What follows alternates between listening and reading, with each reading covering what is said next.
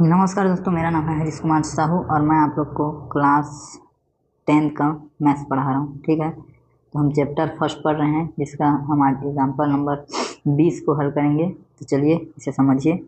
तो 20 क्या बोल रहा है? उदाहरण क्रमांक 20 तो बोलता है कि बहुपद 6x² - 5x - 6 का गुणनखंड कीजिए। ठीक है, गुणनखंड करेंगे, कैसे करेंगे? तो मध्य पद को तोड़कर क्या करेंगे? गुणनखंड। ठीक है, तो उसके लिए जो हमें दिया गया है बहुपद 6x² - 5x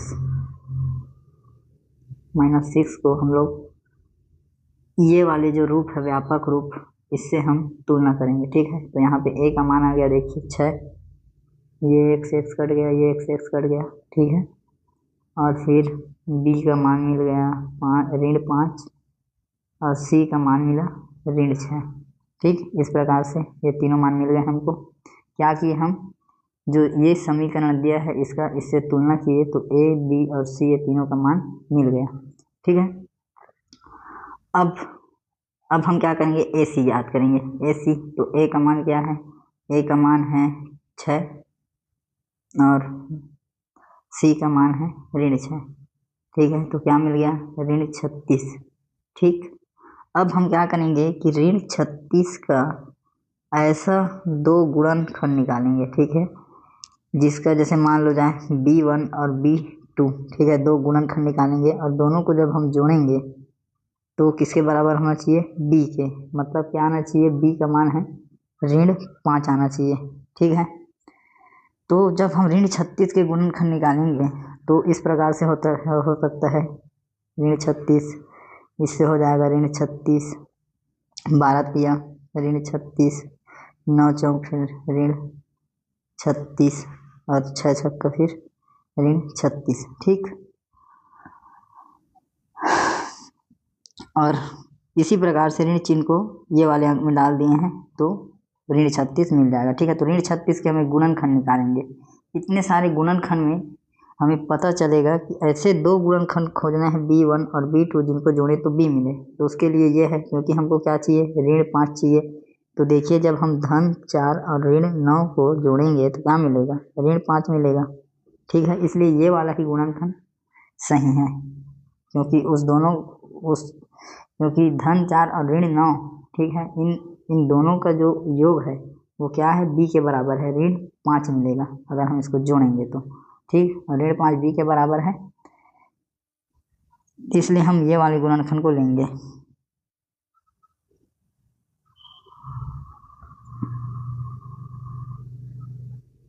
आगे देखिए कि AC बराबर -36। ठीक है, आया 6 गुणा जब -6 किए, a गुणा c किए तो क्या मिला? -36।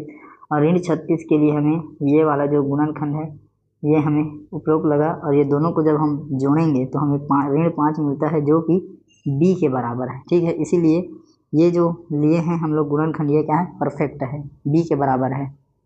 ठीक, इसीलिए यहाँ पे बोला गया है कि स्पष्ट AC -36 के उपरोक्त गुणनखंडों में -4 गुणा -9 में 4 व -9 का योग -5 है। ठीक है, b के बराबर है, जो मध्य पद b के बराबर है, इसलिए हम लोग इसके लिए अब यहाँ पे देखो क्या है। ये जो समीकरण था इसे इस प्रकार से लिखें। अब इसके मध्य पद को हम तोड़ेंगे। कैसे तोड़ेंगे समझिए। ये जो 6x² है इसको मैं पुनः लिख देता हूँ, 6x²। -5 को दो गुणनखंड में तोड़ना था, कौन सा है? एक है -4, इसको यहाँ पे धन लिखेंगे हम लोग, ये -9x। ठीक, इसके बाद मल्टीप्लाई होगा, कर देते हैं, 4x हो जाएगा, -9x हो जाएगा, फिर -6 हो जाएगा।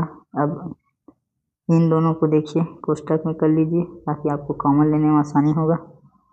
अब इसमें क्या कॉमन है? इसको भी तोड़ सकते हैं, 6x² को भी चाहे तो हम तोड़ सकते हैं। तो इसको हम ऐसे तोड़ सकते हैं, 2 गुणा 3 गुणा x², फिर 4 को 2 गुणा x, और फिर इसे यहाँ से लिखते हैं, तब आपको ज़्यादा समझ में आएगा, जगह कम है। 6 को तोड़ेंगे 2 गुणा 3 गुणा एक्स स्क्वायर से, और फिर ये वाला टर्म को 2 गुणा 2, फिर एक्स, फिर ये वाले को 3 गुणा एक्स, फिर इसको 3 गुणा 2। ठीक है, तोड़ दिए। अब क्या क्या कॉमन है तो देखो, यहाँ पे 2 कॉमन है और x कॉमन है, यहाँ भी 2 कॉमन है, x कॉमन है, तो 2 और x निकल गए, तो क्या बचा 3, एक तो x यहाँ बचा, फिर बीच में धन, और यहाँ बचा 1, 2 बचा। ठीक, अब इसमें देखो, इसमें क्या क्या, यहाँ से 1 3 निकलेगा, यहाँ से 1 3 निकलेगा, 3 निकल गया, फिर क्या बन गया 3x, और इधर क्या बन गया ऋण 2। ठीक, तो इसके 3 गुणनखंड मिले हमको, 1 2x ऋण 3, फिर 3x धन 2, और 3x ऋण 2। ठीक है, तो यहाँ पर हमको थोड़ा सा मिस्टेक हुआ है। क्यों? देखिए, जब हम इसको कोष्टक में किए हैं तो ये अंदर का चिन्ह क्या हो जाएगा, ये धन हो जाएगा इस प्रकार से।